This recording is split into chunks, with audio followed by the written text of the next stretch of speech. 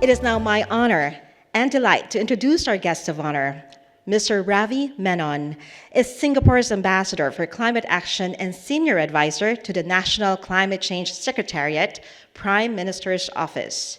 He is a familiar face to many of us as a former managing director of the Monetary Authority of Singapore, where he helped to build a green finance ecosystem to support Singapore's and Asia's transition towards a low-carbon future. He led our central bank's efforts to develop a taxonomy for transition financing, forge an international coalition to promote transition credits, and build a blended finance platform to address climate finance gaps and increase the bankability of green and transition projects in Asia. He also chairs the Asia-Pacific Advisory Board of the Glasgow Financial Alliance for Net Zero, or GFANZ. In his new role, Ravi now represents Singapore at International Climate Action and advises NCCS on whole-of-government climate policies and action, as well as drive public-private partnerships to seize opportunities to succeed in a low-carbon future.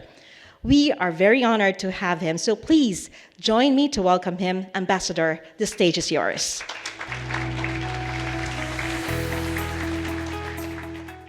Ladies and gentlemen, good morning. And thank you also to EcoBusiness for this opportunity to speak with you. Special thanks to Jessica, a very good opening and setting the context. I like what she said about there being many such conferences where, frankly, many of us make speeches for one another saying the same things.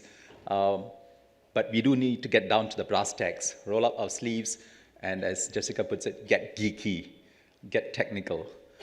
So I'll do a little bit of that because you're not going to be able to solve the problems if you don't get down to that level of detail. And I hope this conference will advance the frontier on that towards tangible actions. Climate change is already happening. I don't think that needs much reminder. It will only get worse in the coming decades. I think that's a fairly safe prediction to make. Global temperatures, as you know, already 1.1 degrees Celsius higher than pre-industrial levels, and they are continuing to rise. 2023 was the hottest year on record. 2024 will likely break that record. We are already seeing the effects of climate change and global warming. Storms, floods, heat waves, and droughts are becoming more frequent and more intense. Meanwhile, and I mention this in almost every speech I make, because when we gather at conferences like these, we celebrate the little successes and advances that we make, and I think that's important. But the only KPI that matters, the only key performance indicator that matters is what's happening to global temperatures and greenhouse gas emissions. Globally, greenhouse gas emissions are still on the rise. We have not even bent the curve yet, let alone brought it down to anywhere close to net zero. Emissions today are about 40% higher than they were 20 years ago. 40% higher. Climbing from 41 gigatons in 2000 to 57 gigatons in 2022. Given the stock of emissions that's already up there in the stratosphere, and emissions continuing to rise, we must prepare for a climate-impaired world. The effects on lives and livelihoods will be devastating. South and Southeast Asia will be the most vulnerable to climate change of any region in the world. By 2080, about 1 billion people in South and Southeast Asia could be affected by extreme heat. Coastal cities in South and Southeast Asia are particularly vulnerable to rising sea levels and coastal flooding. Globally, it is estimated that the damage due to climate change will cost an annual $38 trillion by 2050. That is about 28% of projected global GDP in 2050. 28% lost to climate change damage. So Singapore takes climate change very seriously and is undertaking a triple transition towards a low-carbon future for ourselves. I spoke about this at length just last week. But today I want to talk about Asia. That's our focus for this conference, and what Singapore is doing in partnership with others to facilitate Asia's transition. And I'll be quite open with the problems and challenges we're going to be facing in Asia, the difficult things we need to overcome, and some possible enablers. Because it is in Asia that the battle against climate change will be won or lost.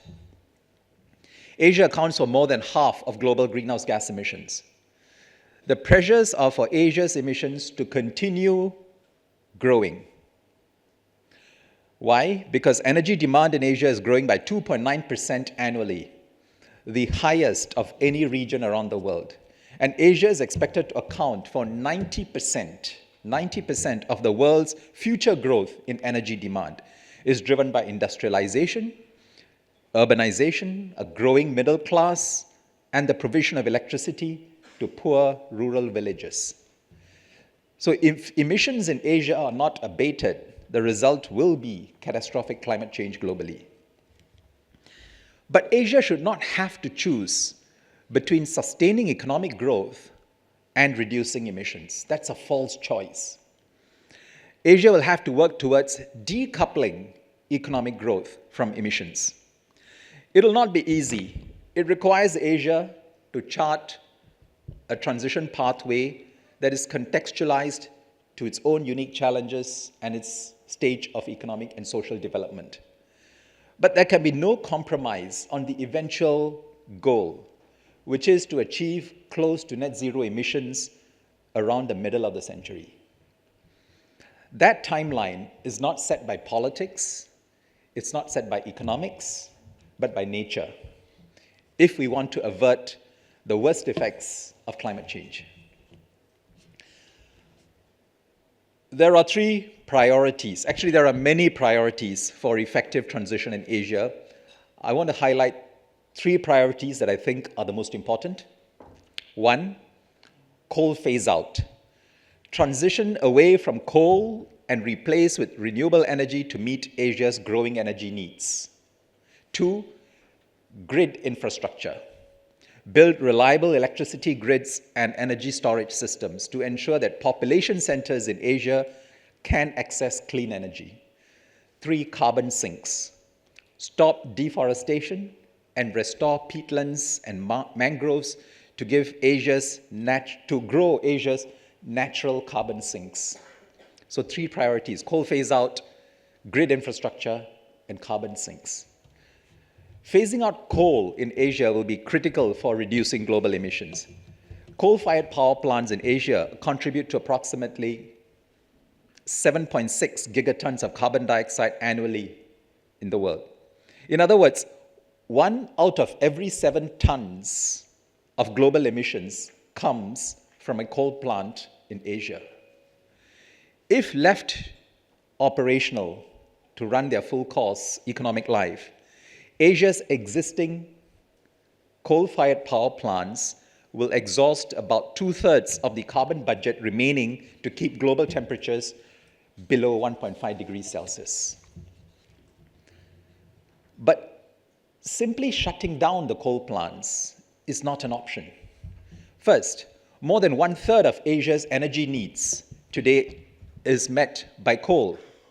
Second, the coal economy is a key source of employment in Asia. More than 5.3 million people in Asia are employed across the coal value chain.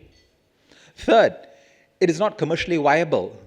Most of Asia's coal-fired power plants are young and still have an operational lifetime of at least 30 years. Four, Asia's energy demand, as I said, is still rising. More than 150 million people in Asia still do not have access to electricity. So that's a pressing priority, to get electricity to them. So we must transition away from coal in a progressive manner that is consistent both with a Paris-aligned 1.5 degrees pathway and in an inclusive manner. This means finding innovative solutions to accelerate the retirement of existing coal plants and replacing them with renewable energy. It will not be cheap.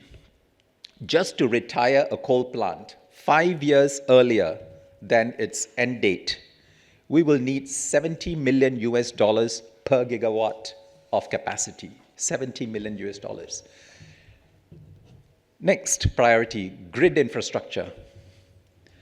Expanding renewable energy production is a necessary complement to coal phase out. Solar and wind are now more cost competitive than fossil fuels in many places around the world. In 2022, the global weighted average cost of both solar and wind was at least 1/3 lower than that of the cheapest fossil fuel option. And there is strong momentum in Asia towards renewables. Since 2004, Asia's investments into renewables have been growing by 23% annually, led by China and India. Today, Asia accounts for more than half of total installed global solar and wind capacity. But to make renewable energy a viable option, we need more than cheap renewables. We need grid connectivity and capacity. Renewable energy poses two problems that we need to solve for. First is transmission. Renewable energy facilities are highly location specific. We need to have large plots of land, or high wind speeds, or access to large, fast-flowing rivers. But areas with high renewable energy capacity often do not correspond to areas of high electricity demand. So we need to invest in grid connectivity to bring the renewable energy to where the demand is located. The second problem with renewables, storage. Renewables are inherently intermittent. We do not always have clear skies or stable winds for renewable energy generation.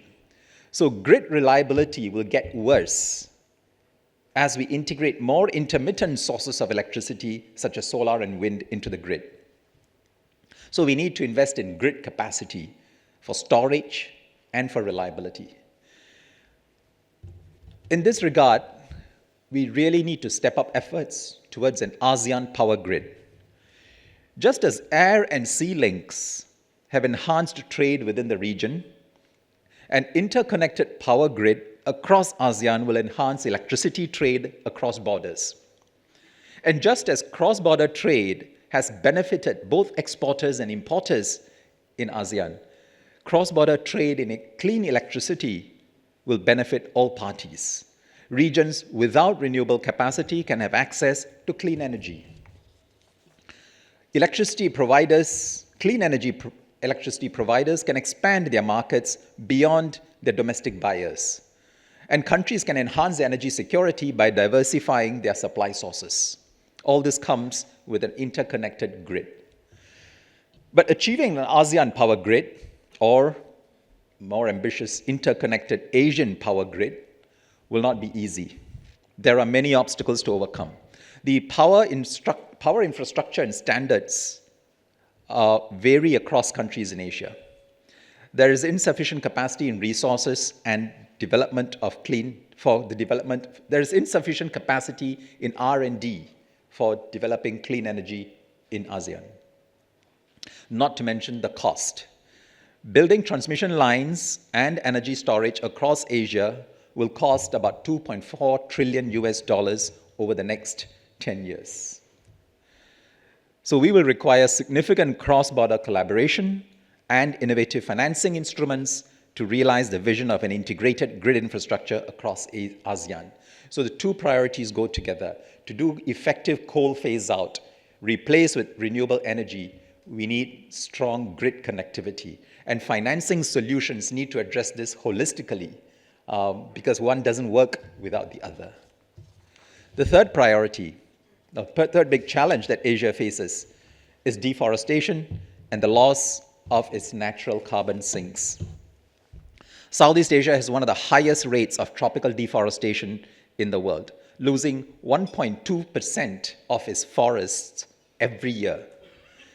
And so based on current projections, Southeast Asia is expected to lose 3/4 of its original forests by 2100, by the end of the century, driven by agricultural expansion and infrastructure development.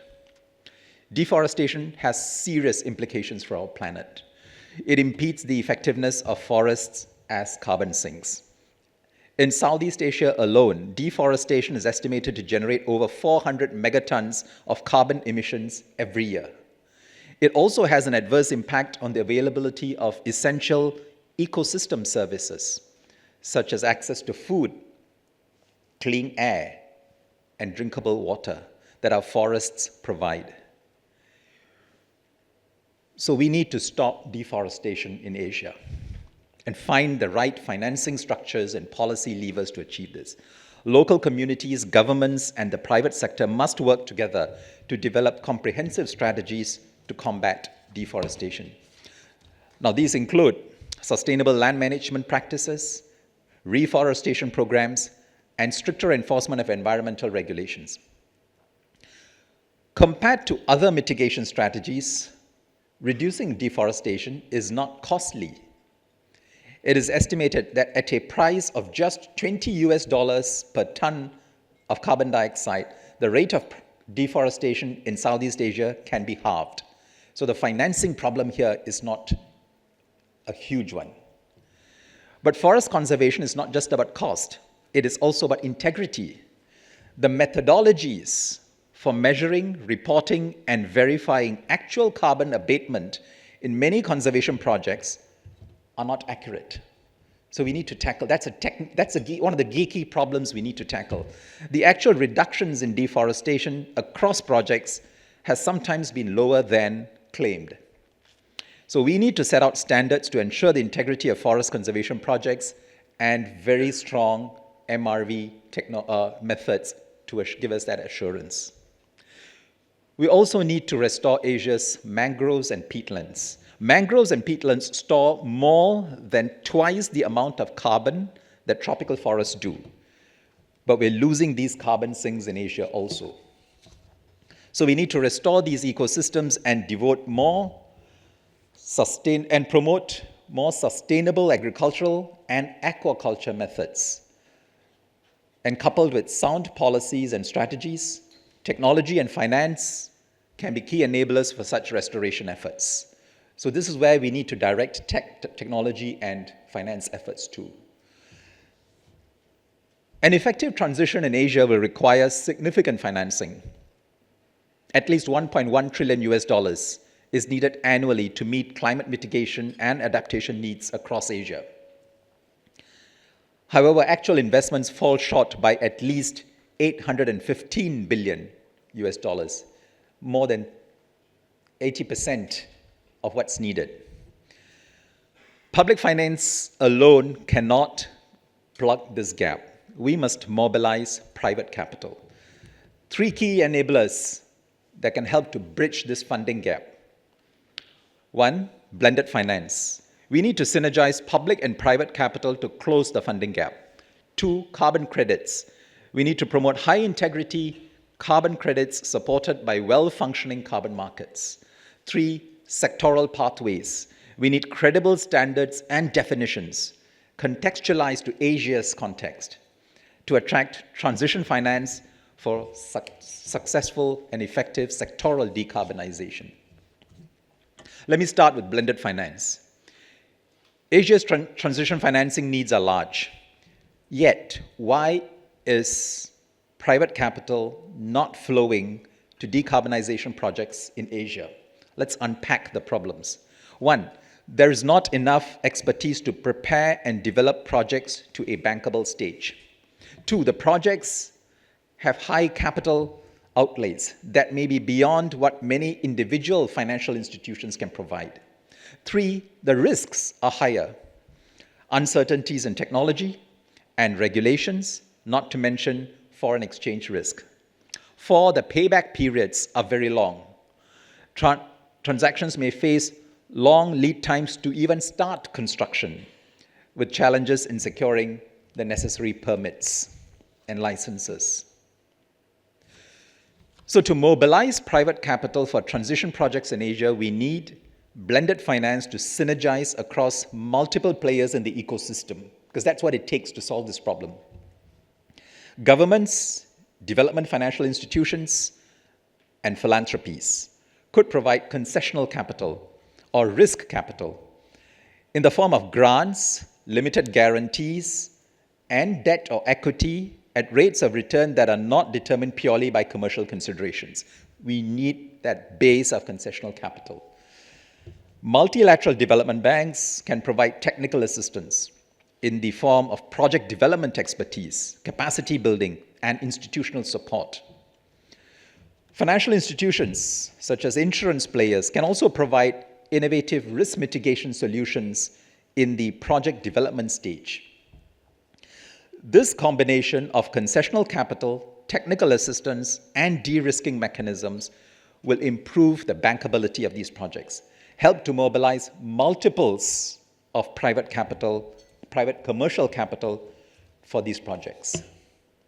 So Singapore has launched a blended finance platform called Financing Asia's Transition Partnership, or FASP for short, with a target fund size of $5 billion US.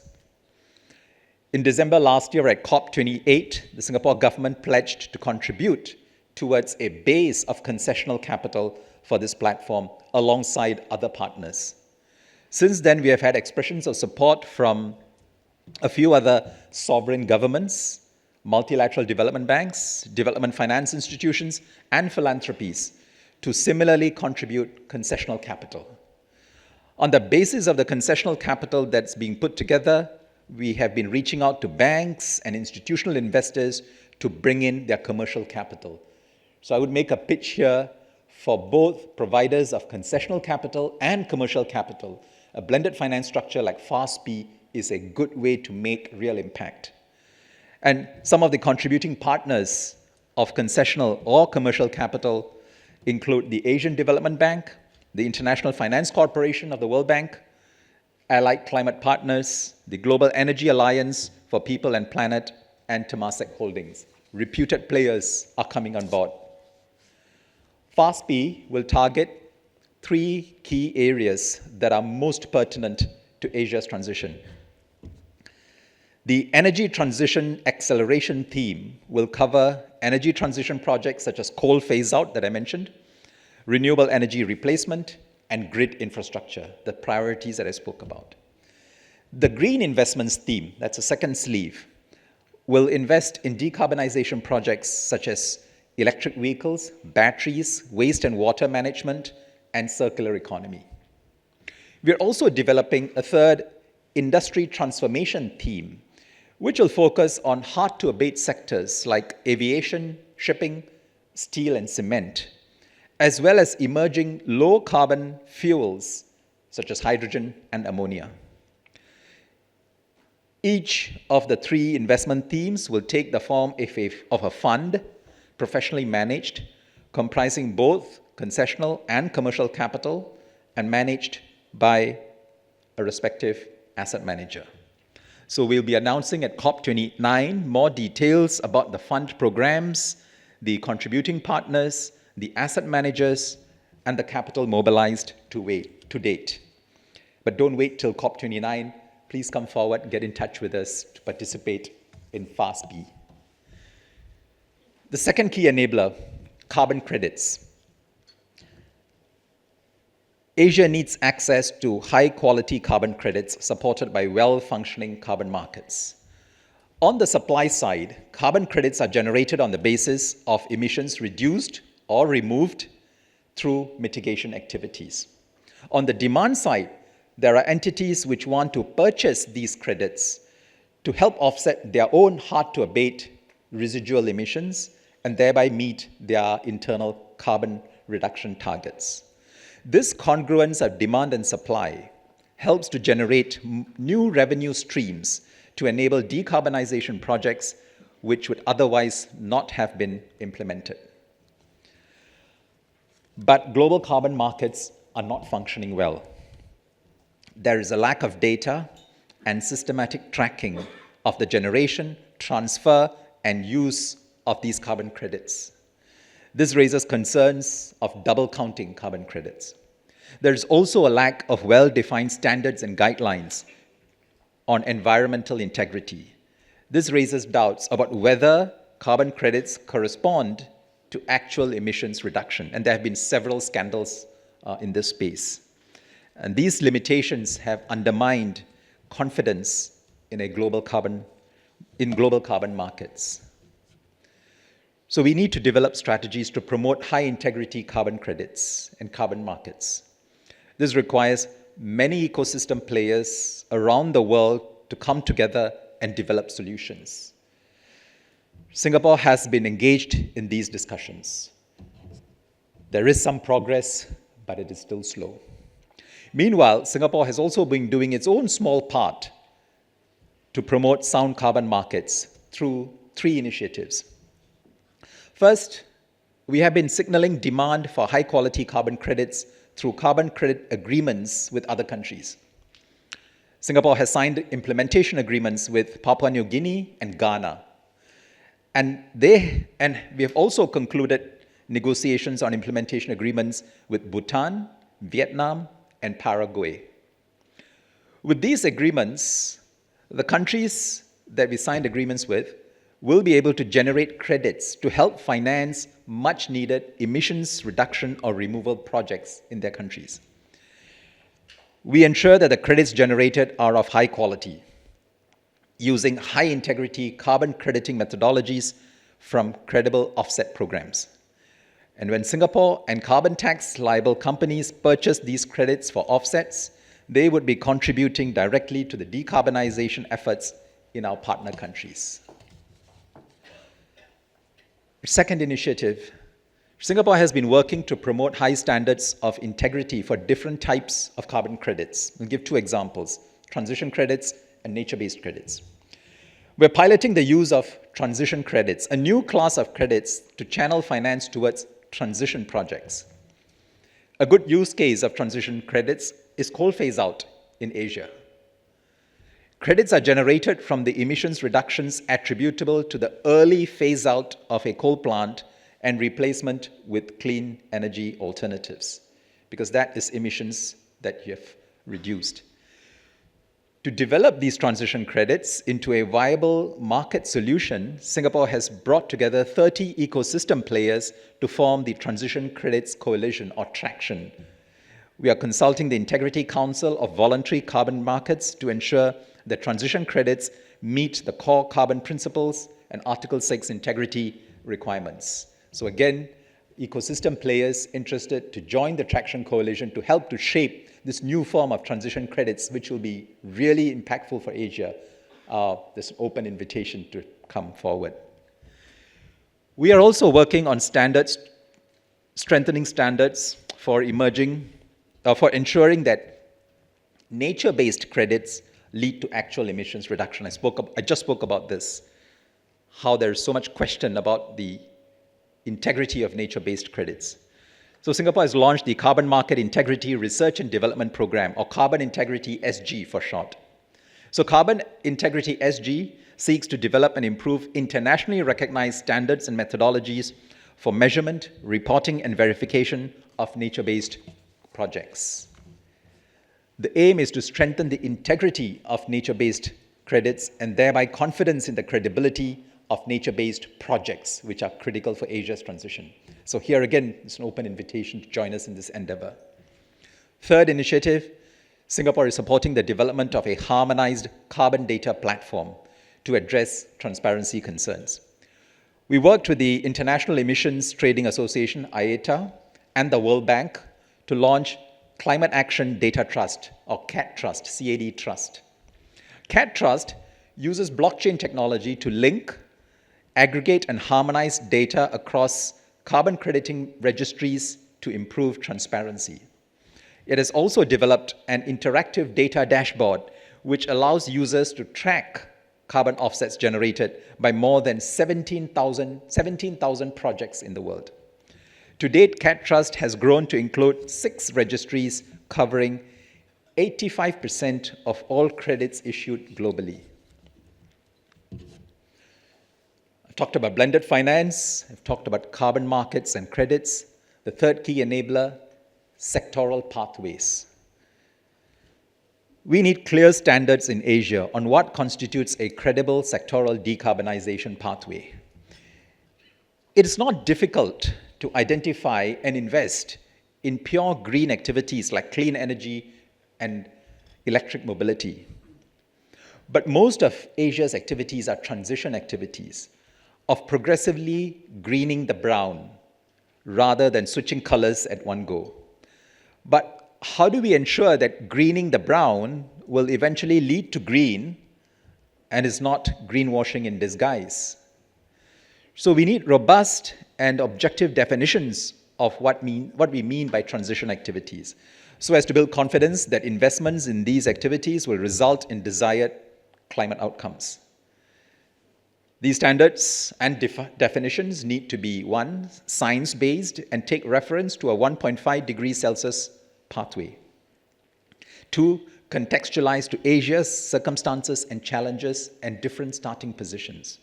And three, be granular at the level of the activity. If decarbonization projects subscribe to such objective standards, they stand a better chance of attracting private financing. The Singapore-Asia Taxonomy for Sustainable Finance is the first taxonomy in the world to define transition projects. It sets out science-based thresholds and criteria for defining green and transition activities that contribute to climate mitigation. Take, for example, the early retirement of coal-fired power plants. The Singapore-Asia Taxonomy lays out both entity-level and facility-level criteria which are aligned to a 1.5 degrees Celsius pathway. The Singapore-Asia Taxonomy covers activities across 8 focus sectors, which are responsible for 90% of Asia's emissions. So the coverage is very good. Let me conclude. Asia's transition to net zero will not be easy, but it is essential if the world is to avoid catastrophic climate change. As I said at the start, the battle against climate change will be won or lost in Asia. It is not enough that Europe and America, or Singapore for that matter, reach net zero. The rest of Asia must also get there, so that the planet that we all share will be safe from climate disaster. The world has a vested interest in Asia's decarbonization. Singapore will do its part in collaboration with others to facilitate Asia's transition to a greener and brighter future. Thank you, and I wish you all a fruitful day. Thank you. Thanks.